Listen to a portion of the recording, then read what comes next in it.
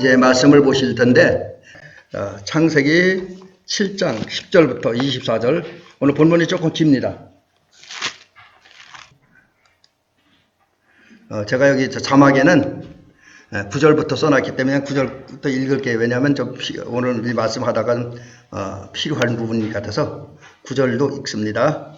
주보에 10절이 되어 있는데 9절도 읽습니다. 그냥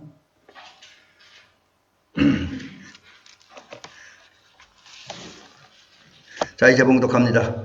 하나님이 노아에게 명하신 대로 암수 둘씩 노아에게 나와 방주로 들어갔으며 7일 후에 홍수가 땅에 덮이니 노아가 600세 되던 해 둘째 달 곧 그 달 11의 날이라. 그날에 큰 기품의 샘들이 터지며 하늘의 창문들이 열려 40주야를 비가 땅에 쏟아졌더라. 곧 그날에 노아와 그의 아들 셈, 함, 야벳과 노아의 아내와 세 며느리가 다 방주로 들어갔고 그들과 모든 들짐승이 그 종류대로 모든 가축이 그 종류대로 땅에 기는 모든 것이 그 종류대로 모든 새가 그 종류대로 무릇 생명의 기운이 있는 육체가 둘씩 노아에게 나와 방주로 들어갔으니 들어간 것들은 모든 것의 암수라. 하나님이 그에게 명하신 대로 들어가매 여호와께서 그를 들여보내고 문을 닫으시니라.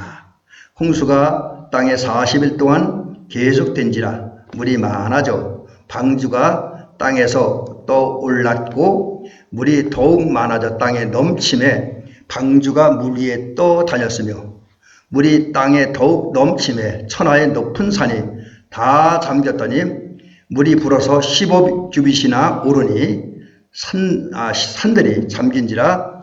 땅 위에 움직이는 생물이 다 죽었으니 곧 새와 가축과 들짐승과 땅에 기는 모든 것과 모든 사람이라. 육지에 있어 그 코에 생명의 기운의 숨이 있는 것은 다 죽었더라.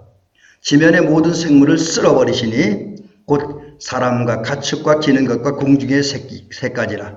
이들은 땅에서 쓸어버림을 당하였을 때 오직 노아와 그와 함께 방주에 있던 자들만 남았더라. 물이 150일을 땅에 넘쳤더라. 아멘. 오늘 이 말씀을 가지고 제목을 주보에 있는 대로 나는 방주 안에 있나 방주 밖에 있나 이런 제목으로 말씀을 살펴보면서 은혜 받으려고 합니다. 자, 우선 이런 말씀부터 오늘 시작을 해보려고 합니다. 아마 우리 권사님들 장로님은 아마 자녀들이나 손자들 가운데 학생들이 있겠죠? 이 학생들은 평상시에 물론 다 그런 건 아니지만 열심히 공부합니다. 근데 저는 학생들 만나면 가끔가다 그 소리 해요. 지금 우리 교회는 학생들이 없어서 그런 소리 잘 안 하는데 그 전에 제가 이제 온양이나 서산서 목회할 때 또 춘천서 목회할 때는 교회 학생들이 좀 있었습니다. 그래서 그 아이들에게 가끔가다 그런 얘기를 해요. 야, 너희들 열심히 공부해. 그런다 그 다음에 또 다른 얘기가 너희들 공부 안 하는 거 죄야. 그렇게 얘기를 합니다. 그러면 어떤 학생들이 가끔 가다가 아주 뭐라니까죠? 이렇게 예민한 애들 있잖아요. 걔들이 뭐라는 목사님 공부 안 하는 게 왜 죄예요? 이제 그렇게 대드는 애들이 있어요. 그러면 학생이 당연히 해야 할 일이 공부인데 안 하니까 죄다 이렇게 이야기를 합니다. 근데 어쨌든 요즘 학생들 공부 안 하는 학생들 많고 심지어 선생님의 권위를 아주 우습게 여기고 선생님이 열심히 가르치는데 졸고를 딴짓하는 학생들도 많이 있다고 하는데 이거 참 심각한 문제죠. 근데 어쨌든 그래서 정신이 제대로 박힌 학생들 열심히 공부합니다. 자, 그러면 학생들이 왜 열심히 공부합니까? 왜 열심히 공부할까요? 그것은 여러 가지 이유가 있겠지만 그 중에 하나는 우선 당장 눈앞에 다가온 시험 잘 보고 시험 잘 봐서 점수 잘 맞고 그 다음에 그래서 실력을 쌓은 다음에 상급 학교 진학할 때 중학생들이 고등학교 가고 고등학생은 대학교 갈 때 보다 좋은 학교 예를 대학 같은 데 가면 저 서울에는 S대, Y대 이런 데 가는 걸 목표로 삼잖아요. 그 전에 우리 작은 아이, 우리 혜미도 그 전에 이렇게 감신대 다닐 때, 우리 아이들 묵었던 집이 관악동이기 때문에 가끔 가다 보니 서울대학교 앞을 이렇게 지나가요. 그럼, 저 서울대학교 간 애들은 어떻게 공부를 이렇게 저기 하냐, 이렇게 얘기했던 적도 있습니다. 근데 이렇게 S대 같은데, 또 Y대, Y대 하면 연세대, 또 고려대, 한양대, 인천 같으면 인하대학교 뭐 이런 데를 이제 가기 위해서 열심히 공부하죠. 그리고 그런 학교 나오면 취업도 잘하잖아요. 좋은 직장에 들어가서 열심히 일하고 돈 벌고 자기들 욕망도 성취하고 꿈도 성취하고 이러기 위해서 열심히 공부하잖아요. 이제 이것을 또 신앙인들을 입장을 적용해서 우리 신앙생활, 성도 신앙생활 열심히 하잖아요. 물론 이제 요즘 우리 성도들 신앙적인 열심은 옛날보다 많이 이제 떨어진 것은 볼 수가 있습니다. 얼마 전에도 그 기독교 TV 가서 보니까 그런 우리 현대교회 성도들의 신앙생활이 과거의 선조들만 못하다 이러는 것을 가지고 아쉬움을 표하는 그런 방송도 제가 보기도 했습니다. 근데 그래도 나름대로 은혜 체험하는 분들은 신앙생활 열심히 합니다. 자, 그러면 왜 성도들이 신앙생활 열심히 합니까? 그 중에 여러 가지 이유가 있겠지만 그 이야기를 한 가지 생각을 해본다면 우선 신앙생활 잘해서 은혜 받고 오늘 은혜 받고 또 이제 멀리 가서는 주님의 심판대 앞에 서서 칭찬 듣고 인정받고 면류관 받기 위해서 신앙생활 잘하잖아요. 그렇죠? 물론 오늘 신앙생활 잘한다는 건 성도들이 신앙생활 한다는 건 두 가지 의미가 있는데 하나는 이제 현재의 삶에 충실한다는 의미도 있어요. 우리 신앙생활 잘한다는 건 또 학생들이 현재 공부를 열심히 한다. 그건 현재의 삶에 충실하는 거예요. 그러나 그 더 중요한 거는 학생이든 성도들이든 오늘 열심히 사는 건 미래를 준비하는 것이다. 미래를 준비하는 거예요. 성도들은 여러분이 오늘 예배 잘 드리고 기도 많이 하고 하나님 말씀을 순종하고 주님께서 맡긴 사명을 충성하고 헌신하는 것은 오늘 현재 신앙생활에 충실하는 거지만 장차 하나님 앞에 섰을 때에 특별히 우리는 언제 어느 때인가 조금 전에 다시 말씀드리겠지만 심판대 앞에 서는데 그런 때에 주님으로부터 인정받고 칭찬받고 상받고 상으로 특별히 면류관 받기 위해서 오늘 우리 신앙생활 열심히 하는 거예요. 그런 면에서 보면 신앙생활을 잘한다는 그리고 일상생활도 잘한다는 미래를 준비하는 것이다. 이렇게 볼 수가 있습니다. 근데 여러분 오늘 우리가 신앙생활 잘하고 그 결과 미래에 은혜 받고 칭찬 듣고 특별히 심판대 앞에 섰을 때 상 받기 위해서 우리가 반드시 통과해야 할 과정이 있습니다. 통과해야 할 과정이 있는데 그게 뭐냐면 사실 우리 입장에서는 좀 부담스러운 얘기인데 우리가 장차 주님 앞에 서서 정말 주님께 인정받고 칭찬받고 영원한 생명과 영원한 상급, 영원한 면류관을 얻었으려면 우리 심판을 통과해야 됩니다. 심판을 통과하지 않고 이게 불가능합니다.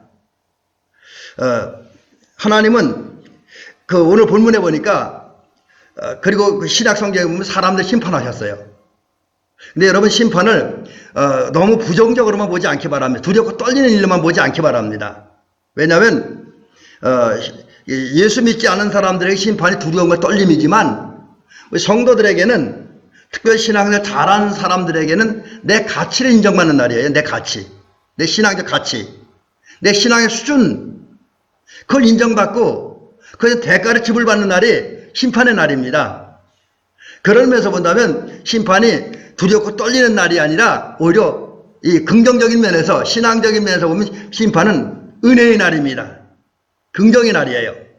그래서 그런 면에서 좀 심판은 오늘 제가 심판에 대한 이야기 잠깐 말씀드린데 저 그런 면에서 심판을 이해하고 바라보았으면 좋겠습니다. 근데 어쨌든 오늘 본문 보면 노아가 600세 되던 해에 하나님께서 세상을 심판하는데 여러분과 제가 잘 아는 대로 홍수로 세상을 심판하셨습니다. 이때가 이제 보니까 그 하나님이 천지를 창조하신 후에 1600여 년이 지난 때였다. 그리고 요즘 우리가 계산하는 세계 달력으로 보면 BC 2350년경이라고 합니다. 이때에 하나님께서 물로 세상을 심판하십니다. 그래서 성경에 보면 오늘 본문에 보면 40일 동안 비가 쏟아졌고 그 비가 40일 동안 쏟아짐으로 천하가 물에 다 잠겼습니다. 심지어 천하의 제일 높은 산도 물에 잠겼는데 오늘 성경에 보니까 그 천하의 높은 산이 그 잠긴 다음에 그리고도 물이 15규빗이 더 올랐다. 그렇게 기록을 하고 있어요. 15기빗이 더 올랐다는 것은 그 1기빗이 이제 조금 이제 학자들에 따라 다르게 얘기를 하는데, 보통 이야기하기를, 또 제가 알고 있기는 1기빗이 45.6cm입니다. 45.6cm. 그러니까 보통 이렇게 얘기, 장년 남자의 손끝부터 팔꿈치까지를 1기빗이라고 계산해, 유대에서는. 근데 이게 뭐 사람에 따라 약간 차이는 있지만 대략적으로 45.6cm 된다 그래요. 그래서 그거 15기빗 하니까 곱하니까 정확하게는 6.8m 정도 돼요. 근데 보통 이제 6.8m, 7m. 이제 산이 비가 많이 와서 물이 찼는데 높은 산까지 잠기고, 그리고서 약 7m 정도를 더 올라간 거예요.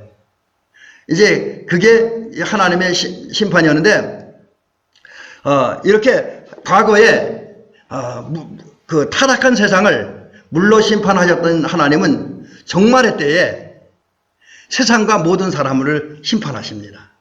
마태복음 25장에 보니까 예수님이 이제 하나님의 정하신 때에 재림에 오십니다.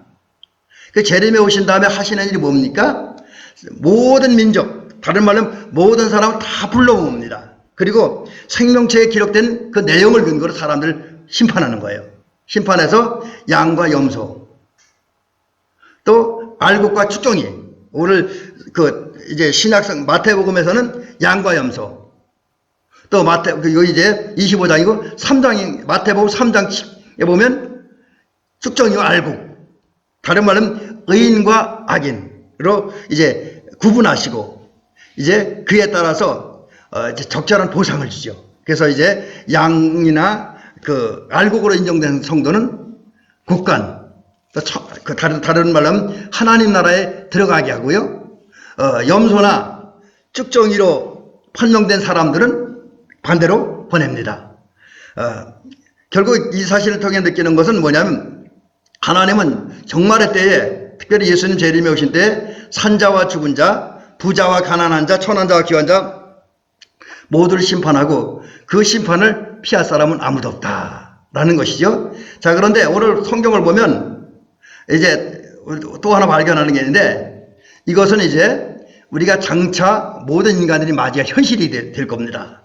그러면 심판의 결과, 극단적인 두 개의 결과가 나타납니다. 심판으로 말미암아 두 가지 결과가 나타나는데, 하나님의 심판하심으로 나타난 두 가지 결과는 뭐냐면, 오늘 그 창세기 6장 7장에 보면 하나님께서 물로 세상을 심판할 때, 꼭 홍수 심판하셨을 때 세상에 있는 모든 생물들이 다 죽었다.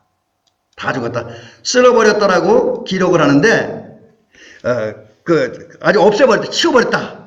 하나님께서 세상에 있는 모든 걸 다 쓸어버렸다는 거지요. 근데 여기 중요한 게 있어요. 우리가 이 성경을 보면, 창세기를 보면 하나님께서 노아를 향해 내가 이 타락한 세상, 이 부패한 세상, 죄 악이 관영한 세상을 물로 심판하겠다라고 그날 바로 심판한 게 아니잖아요.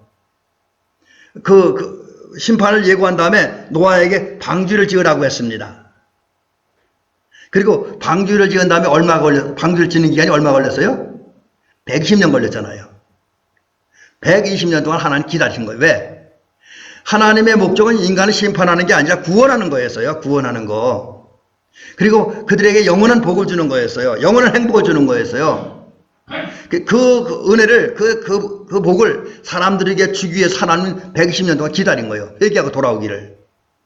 그러니까 하나님의 마음은 구원이었지만 사람들이 끝내 돌아오지 않으니까, 회개하지 않으니까 결국 물로 심판해서 이런 비극적인 결과가 나타난 거지요. 그러나 그러한 중에도 노아와 그의 가족들은 구원을 받습니다. 극소수지만 노아와 그의 가족은 홍수 심판으로부터 구원받아요. 그래서 오늘 성경에 보니까 오직 노아와 그의 함께 방주로 들어가 방주에 있던 자들만 남았더라. 방주 안에 들어간 자는 구원받았다는 거지요. 노아와 그 가족들, 그리고 그와 함께한 생명체들은 하나님의 말씀대로 방주 안에 들어가고 그 안에 머물러 있으므로 온 땅을 덮고 무섭게 흐른 공포와 죽음의 물 속에서도 사는 복을 받았습니다. 사는 복을 받았어요. 하나님의 보호를 받은 거지요. 비록 방주 속이라 답답하고 불편한 건 있었어요. 아마 이건 우리식으로 해석하라면, 우리가 교회에 나와서 예배드리고 또 신앙생활하는 건 인간적인 면에서 재미없을 수도 있잖아요. 여러분, 사실 제가 무슨 말씀드리려고 얘기하냐면, 예수 믿는 것들이, 신앙생활하는 것들이, 예배드리는 것들이 세상 사람들이 볼 때는 답답하고 재미없는 일, 따분한 일일 수도 있어요. 또 무의미하게 여겨질 수 있습니다. 그러나 분명한 것은 방주 속에 들어간 노아가 그 속에 150일을 머물다 보니까 불편하고 답답하고 갑갑하고 이런 여러 가지 어려움이 있었습니다. 그런데 그 안에 있었기 때문에 살 수 있었던 거예요. 생명을 유지할 수 있었고 또 안전했습니다. 방주 안에 있었기 때문에. 방주 안에 있었기 때문에 안전했다. 이것이 이제 심판의 결과가 나타나는 거예요. 그러니까 이런 현상이 종말의 때에도 그대로 나타난다는 거죠. 양과 염소로 분명히 구분되는. 그래서 누구는 구원받고 천국에 들어가고 누구는 구원받지 못해 영원한 사망의 자리에 처하는 그런 극단적인 결과가 나타난다라고 하는 거지요. 자, 그러면 이제 여기 어쩌면 오늘 말씀 중 가장 핵심적인 부분인데, 왜 노아와 그의 가족들만이 구원을 받았고 그 나머지 사람은 다 죽임을 당했을까? 이 원인을 찾아보자라고 하는 겁니다. 그건 여러 가지 얘기할 것도 없어요. 간단해요. 간단합니다. 한마디로 살펴보면 노아와 그의 가족들은 여기 자막에 제가 미리 올려둔 대로 하나님의 말씀에 순종했기 때문이죠.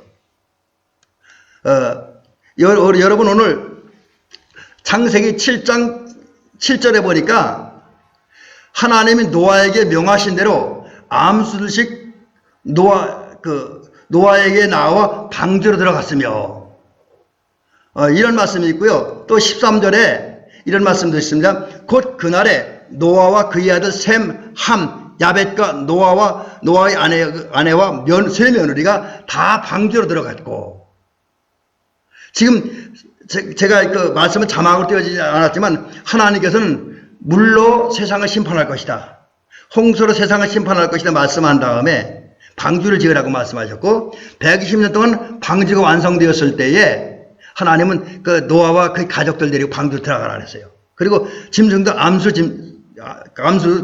기본적으로 2쌍씩 암수 하나씩, 그 다음에 또 특별한 건 좀 더 많이 이렇게 방주로 들어가라고 말씀하셨습니다.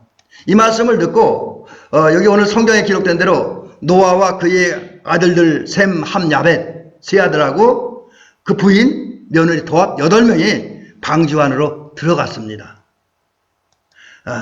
그래서 이제 노아는 구원받은 거예요. 그래서 근데 이 노아의 삶을 보니까 이분이 이렇게 순종할 수 있었던 것은 우선 이 노아의 생각과 삶이 세상 사람들과 전혀 달랐다라고 하는 거지요. 그 대표적인 게 뭐냐면, 그 노아가 살던 시대에는 여기 중혼이라는데 한 사람이 여러 남자 여러 여자와 결혼했지요. 그리고 또 아주 성적으로 도덕적으로 타락한 시대였습니다. 근데 그런 시대에 살았던 노아지만 그런 세태에 물들지 않냐고 성경이 가르쳐준 일부 일처의 부부 제도를 지킴으로써 성경이 가르쳐준 윤리와 도덕을 실천한 사람이었다. 이게 이제 그 노아가 세상 사람들과 다른 점이에요. 한마디로 보면 도덕적으로, 윤리적으로, 영적으로 세상 사람들보다 훨씬 더 높은 수준의 삶을 살았다라는 겁니다. 그러다가 하나님이 명령하시니까 믿음으로 소망 가운데 이제 말씀에 순종해 방주로 들어갔고, 그 결과 가족 전체가 구원을 받았습니다. 모든 사람과 모든 생명체가 죽는 그런 상황 속에서도 방주 안으로 들어간, 곧 하나님의 말씀에 믿음으로 순종한 노아는 살았다. 그의 가족도 살았다는 거지요. 반면에 노아 시대에 같이 살았던 다른 사람들, 그리고 또 그와 그 다른 사람들과 함께했던 모든 짐승, 새, 이런 것들은 다 물에 빠져 죽었습니다. 왜? 방주 밖에 있었기 때문에. 방주 밖에 있었기 때문에 다 죽었다는 거죠. 하나님은 아까 조금 전에 말씀드렸던 것처럼 방주를 지으라고 말씀하신 다음에 120년 동안 기다렸습니다. 회개하고 돌아오라고. 빨리 돌아오라고. 그렇게 기다리셨습니다. 그러나 이제 이스라엘 노아 시대 사람들은 돌아오지 않았습니다. 오히려 장차 하나님이 세상을 물로 심판한다 라고 말하면서 방주를 짓고 있는 노아를 거짓말장이, 있을 수 없는 말을 하는 거짓말장이다 라고 매도합니다. 그리고 이 좋은 날에 무슨 물심판이야 라고 하면서 노아를 미친 사람 취급하고 비웃고 멸시했습니다. 하나님의 말씀 순종도 안 하고 노아를 무시하고 멸시합니다. 그리고 오직 이분들은 회개할 생각은 아니고 본능적인 욕망과 야망을 따라 살았습니다. 욕망은 쾌락과 향락이고 야망은 인간적인 어떤 꿈, 소망, 예수 밖에서 그런 꿈을 꾸면서 그것을 위해 살았고, 또 그런 욕망과 야망을 성취하기 위해서 권모술술하고 모략을 부리고 잔재주를 부리게 급급한 삶을 살았습니다. 하나님의 말씀은 전혀 듣질 않습니다. 하나님의 말씀대로 신앙을 사는 노아를, 그리고 노아의 말과 행동을 무시하고 조롱합니다. 그 결과가 하나님의 물심판을 받았으며 쓸어버리는 심판을 당함으로 그들 땅에 지워지고 없어지고 사라져버리게 된 것이지요. 바로 이것들이 이제 심판의 극단적인 두 결과, 그리고 원인이라고 하는 거죠. 자, 하나님은 조금 전에 말씀드린 것처럼 세상과 인간을 심판하며 재림한 후에 모든 민족을 다 불러 모아놓고 심판하는데, 이날에 저와 여러분들은 알곡이 되어야 됩니다. 알곡 성도를 인정받는 은총이 있기를 주의 이름으로 부탁을 드립니다. 알곡, 그리고 양으로 인정받는 성도들이 되어 있기를 주의 이름을 간절히 부탁을 드립니다.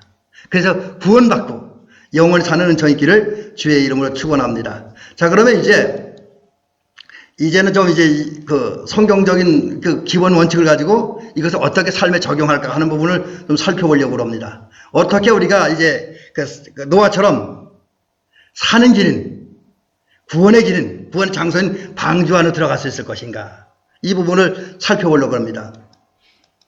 여러분, 우리는 알곡과 이제 양으로 인정받기 위해서 방주 안으로 들어가야 됩니다. 그런데 방주 안에 들어가려면 기본적으로 해야 될 일이 뭐냐? 방주를 지어야 돼요. 이건 좀 힘든 일이죠. 여러분, 노아가 40일 동안 내리 쏟아진 홍수 심판을 받을 때에 이제 방주 안에 들어갈 수 있었던 원인이 뭡니까? 하나님의 말씀대로 방주를 지었기 때문에 가능한 거죠. 방주가 없으면 방주 안에 어떻게 들어가요? 그죠? 그렇잖아요. 그렇습니다. 우리가 이제 방주 안으로 들어가려면 우리도 이제 최후 심판 때에 구원받고 영원한 그 나라에 가려면 방주 안으로 들어가는데, 그래서 방주를 지어야 됩니다. 그래서 방주를 왜 지어야 되냐? 하나님 명령하셨기 때문에. 하나님은 노아에게 방주를 지으라고 분명히 말씀을 하셨습니다. 여기 뭐냐면 너는 보페로 나무로 너를 위하여 방주를 만들되. 제가 이제 한 군데 말씀만 소개했습니다만, 분명히 이 말씀에 보면 파란 것이대로 하나님은 노아에게 방주를 지으라 말씀을 하셨습니다. 근데 오늘 그 방주의 구조나 이런 기능을 보면 하나님께서 말씀하신 방주는 그런 거예요. 사람의 힘으로, 사람의 의지로, 사람의 능력으로, 사람의 행동에서 떠오르고 움직이는 방주가 아닙니다. 하나님이 우리가 구원을 위해서 지으라고 말씀한 방주는 우리의 힘과 우리의 의지, 우리의 행동, 우리의 노력으로 움직이는 배가 아닙니다. 그 배는 하나님의 섭리에 의해서 떠오르고 움직일 수 있는 방주를 말합니다. 하나님의 섭리에 의해서 떠오르고 움직이는 방주. 그걸 지으라는 거죠. 그러면서도 시험과 유혹과 핍박과 심판과 죽음의 물결이 몰려올 때에 그 물을 막아줄 수 있는 그런 방주를 지으라고 말씀합니다. 여러분, 하나님이 오늘 저와 여러분이 명령하는 방주가 그런 거였죠.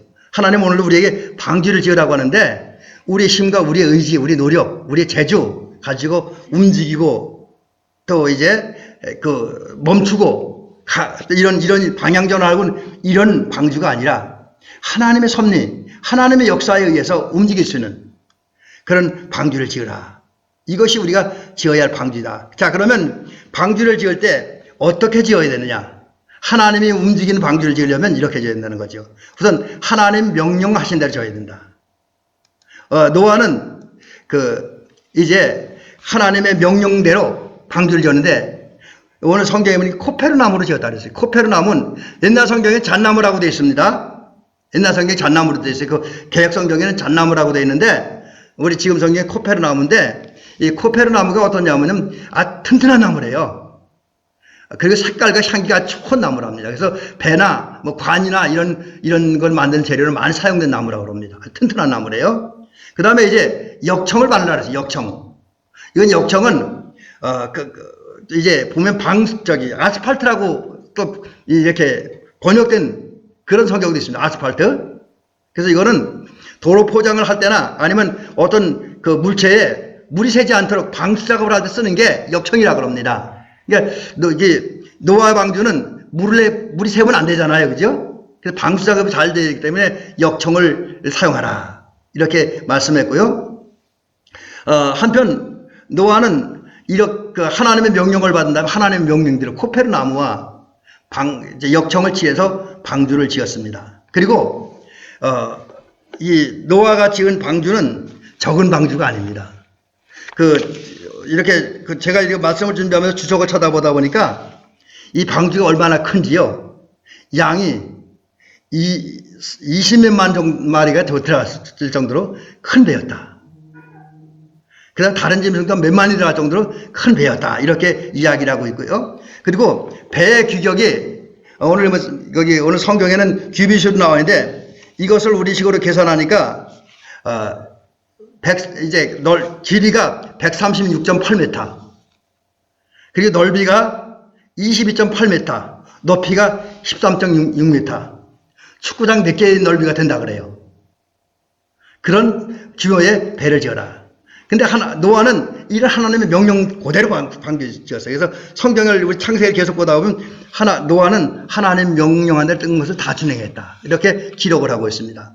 자, 그러면 이제 이런 방주를 하나님이 명령한 대로 지어야 되는데 그런 명령대로 짓기 위해서 필요한 자세가 뭐냐?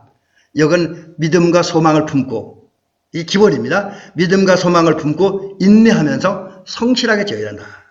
여러분, 우리가 오늘 장차 심판 때 우리가 구원받을 방주를 지어야 되는데 그거는 어떻게 지어야 되냐? 믿음과 소망을 품고 인내하면서 성실한 신앙생활, 성실한 일상생활을 통해서 방주를 지어야 된다.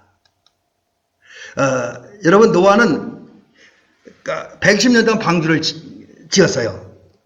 참으로 많은 시간이 걸렸고 오랜 세월이 흘렀습니다. 그렇죠? 근데 여러분, 이런 노아가 120년 동안 또 이런 그 긴 시간 동안 방주를 지을 때 그분이 겪었던 그 어떤 여러 가지 것들을 한번 살펴보시기 바랍니다. 생각을 해보시기 바랍니다. 120년 동안 방주를 짓는데 하루하루가 순간순간 늘 룰루랄라 즐겁고 기쁘기만 했겠습니까? 그거 아니었잖아요. 어떤 때는 노아도 이 방주를 짓다 보니까 힘들고 지쳤습니다. 피곤했습니다. 지루하게 됐어요. 또 꼭 이걸 이렇게 해야 되나? 지금 하늘은 이렇게 햇빛이 짱짱이는데 무슨 너무 비가 와? 그런 생각도 들었을 거예요. 회의감도 들었고 또 가족들도 처음에는 그 아버지를 돕고 남편을 도왔지만 몇십 년이 지나도 아무 현상도 안 일어나요. 그래 가족들은 불평 안 했겠습니까? 가족들은 불평했을 거예요. 또 배를 짓다 보니까 때로는 재료도 장비도 부족했을 것입니다. 거기다가 주변 사람들 아까 말씀드렸죠. 미친 사람이라고 정신 헷가닥한 사람이라고 비난하고 이제 막 조롱합니다. 매도합니다. 정말 어려웠죠. 그러나 이러한 가운데도 노아는 하나님을 믿었습니다. 하나님께서 장차 물로 세상을 심판한다. 반드시 심판이 있을 것이다. 그리고 자기를 구원하기 위해서 방주를 만들고 방주로 들어가라고 했으니까 그걸 믿고 그날을 기대하면서 방주를 지었던 거죠. 믿음과 소망을 품고 그러면서 오랜 세월 동안 인내하며 참으며 성실한 마음으로 믿음으로 방주를 지었다. 여러분, 우리가 이제 그 신앙생활하는 건 제가 늘 이야기합니다. 우리 신앙생활은 단거리 경주가 아니라고요. 장거리 경주. 수십 년을 달려야 하는 신앙생활입니다. 이런 기간 동안 우리가 잘 달리기 위해서, 그리고 그 결과 이제 하나님의 심판대에 섰을 때 양으로 또 알곡으로 인정받으려면 이제 그 성실한 자세를 가지고 인내하면서 이제 그 천국을 향해, 구원의 그날을 향해 달려가야 됩니다. 그게 방주를 짓는 자세예요. 자, 그 다음에 이제 그러면 방주 안에 방주가 뭡니까? 우선 방주의 모양은 구조가 단순합니다. 그리고 또 나오는데 양만, 다른 짐승도 덜 들어가 있는데, 양만 소개하면 양만 여기 아까 제가 20만이라서 12만인데요. 12만 5,280마리가 들어갈 만큼 크다 그래요. 그 다음에 그 안에 들어가면 불편함은 있었지만 안전하고 편안하고 생명을 보존할 수 있는 자리.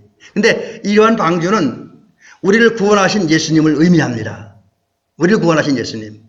그리고 우리를 구원하기 위해서 일하신 예수님의 역사, 다른 말 사역이라고도 합니다. 그런 거, 그 예수님, 구원하신 예수님과 예수님의 사역을 의미하고요. 또 이것은 우리에게 안전을 보장해주고 영원히 살게 하는 우리의 집입니다. 처소라고 대변했는데 집입니다.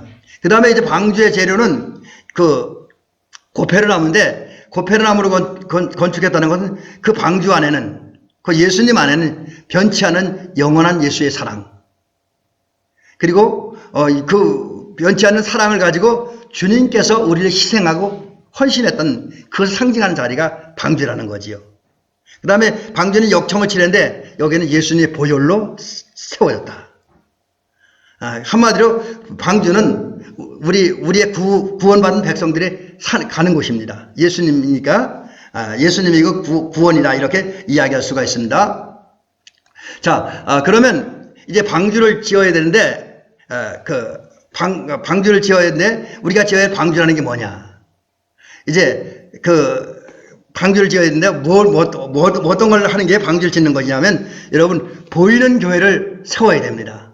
여러분, 교회는 우리가 그렇게 얘기하잖아요. 교회는 두 종류의 교회가 있다 그러잖아요. 이제 보이는 교회, 보이지 않는 교회. 한문으로 쓰면 가시적인 교회, 불가시적인 교회, 이렇게 표현하는데, 보이는 교회를 세워야 됩니다. 보이는 교회가 뭡니까? 건물로 된 교회, 우리 대미교회처럼 건물로 된 교회. 그 다음에 사람들이 모여 조직, 선교부가 있고 교육부가 있고 이런 조직화되고 제도화된 교회. 이게 보이는 교회. 또 주는 그리스도시여 살아계신 하나님의 아들이라고 믿고 고백하는 사람들이 모인 그러니까 예수님을 믿고 고백하는 그런 사람들이 모인 장소가 교회입니다. 보이는 교회예요, 그게. 그런 교회 중에 하나가 대미교회입니다. 그래서 우리가 방주를 지으려면 우선 우리 여러분들이 대미교회를 튼튼하고 아름답고 거룩하게 세워야 됩니다.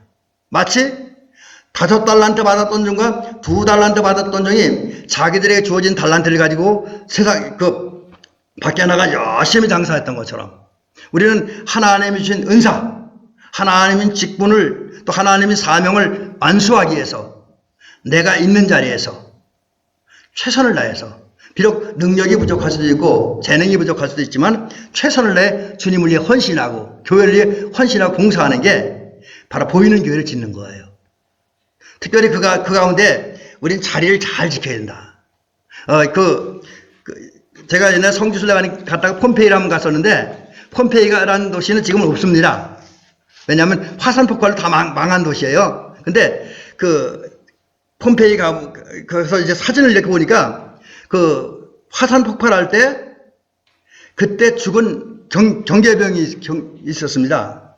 그 사람은 비록 폼페이는 부패하고 타락한 도시였지만 그 도시를 경계하는 경제 임무를 맡은 사람입니다. 근데 그러한 경제병은 폼페이가 화산 폭발에 무너지고 사람들이 죽어가는데 그러한 중에라도 자기 경비병의 역할을 다하기 위해서 자기 있는 자리를 지키다가 죽었습니다. 그와 같이 우리는 어떠한 일이 있어도 성도로서 대매교에 지쳐서 내 위치를 지키면서 내 자리에서 주님 맡긴 사명을 위해 충성하고 헌신해야 된다라는 것이죠. 그 다음에 마지막 하나, 여러분, 우리가 지어야 할 방주는 뭐냐면 우리는 방주를 짓기 위해서 보이지 않는 교회를 세워야 됩니다. 보이지 않는 교회. 그게 보이지 않는 교회가 뭐냐? 우리입니다. 고린도전서 3장 16절에 보니까 너희가 하나님의 성전인 것과, 여기 보면 고린도전서 3장 16절에 보니까 너희가 하나님의 성전이래요. 또 고린도후서 6장 16절에 보니까 하나님의 성전과 우상이 어찌 될 일치들이요 우리는 살아계신 하나님의 성전이다 그랬습니다. 여러분, 이 보이는 건물도 교회지만 우리 성도님 한 분 한 분이 성도예요. 교회입니다. 다른 말로 하면 우리 한 사람 한 사람이 방주란 얘기예요. 그러므로 우리는 우리 몸을, 곧 우리 자신을 하나님이 계시고 역사하는 자리로 만들어야 돼요. 우리 자신을. 그러기 위해서 사실 제가 이제 여기 간략하게 성령과 말씀으로 우리를 채워야 된다 이렇게 얘기했는데, 이걸 좀 더 세분화하면, 여러분, 성전에는 누가 계셔야 되죠? 예수님이 계셔야 되잖아요. 왜? 교회의 주인은 예수님이니까. 그래서 우리 몸이 진정한 성전이 되려면, 곧 우리 몸이 진정한 방주가 되려면 우리 안에 예수님이 계셔야 됩니다. 우리 안에 예수님이 계셔야 돼요. 그런 면에서 보면 저와 여러분은 날마다 순간마다 예수님을 우리 생각과 우리 마음 중심에 모시고 그분과 함께, 그분과 동행하는 삶을 살아야 돼요. 그게 이제 보이는 교회를 짓는 거. 그 다음에 이제 보이지 않는 교회를 지켜서 또 이제 예수님 모신 다음에 예수님의 마음을 가지고 거룩하고 은혜롭고 아름다운 삶을 살아야 합니다. 또 그런 삶을 살기 위해서 내 힘과 내 의지로 안 되니까 성령의 인도와 감동을 따라 살아야 됩니다. 그 다음에 이제 방주를 지은 다음에 우리는 방주 안으로 들어가야 되는데, 거기서는 모이기를 피하지 말아라. 이거 이제 빨리빨리 넘어갈게요. 제가 그 다음에 방주 안으로 들어가야 되는데 모이기를 피하지 말고, 그러니까 이거 예배드리는 일, 예배드리는 일, 그 다음에 교회에서 모임에 참석하니 소홀히 하지 말라, 이런 얘기죠. 그 다음에 두 번째는 우리가 방주 안으로 들어가기 위해서 구체적으로 할 일은 이제 모이기를 힘써야 된다. 오늘 사도행전에 보면 예루살렘 교회 성도 특징이 두 가지가 있는데, 그들은 믿는 사람이 다 함께 있어. 그 다음에 날마다 마음을 같이하여 성전에 모이기를 힘썼다, 이렇게 이야기하고 있습니다. 우리는 이러한 예루살렘 교회 성도들처럼 공적 예배, 주일날 예배, 저녁 예배, 수예배, 속회 예배에 열심히 나와야 됩니다. 그리고 교회에 왔을 때는 예배 드리는 데 열심을 내야 돼요. 집중해야 됩니다. 바로 그런 거 하는 게 예수님께 나가는 것이고, 교회, 보이지 않는 교회로 나가는 것이다 라는 것이죠. 이제 말씀을 마치겠습니다. 여러분, 결론은 그겁니다. 우리가 방주 안에, 곧 교회 안에 있고 예수 안에 있으면 심판날에 의인으로 인정받고 이제 하나님의 백성으로 인정받고 영생에 이릅니다. 그러나 그날에 방주 밖에 있으면 반대의 결과가 나타납니다. 이 사실을 기억하고 대명교 성도님들은 늘 방주 안에 머무는 저희끼를 주의 이름으로 축원합니다.